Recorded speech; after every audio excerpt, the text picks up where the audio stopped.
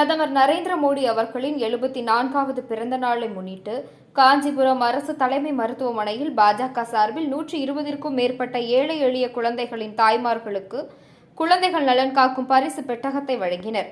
பிரதமர் நரேந்திர மோடி அவர்களின் 74வது பிறந்தநாள் விழா இன்று நாடு முழுவதும் பாஜகவினர் மற்றும் பலதரப்பினர் வெகு விமர்சையாக கொண்டாடி வருகின்றனர். அந்த வகையில் பிரதமர் நரேந்திர மோடி அவர்களின் பிறந்த நாளில் காஞ்சிபுரம் அரசு தலைமை மருத்துவமனை மகப்பேறு பிரிவில் 120க்கும் மேற்பட்ட ஏழை குழந்தைகளின் தாய்மார்களுக்கு குழந்தைகள் நலன் காக்கும் பொருள் அடங்கிய பெட்டகங்களை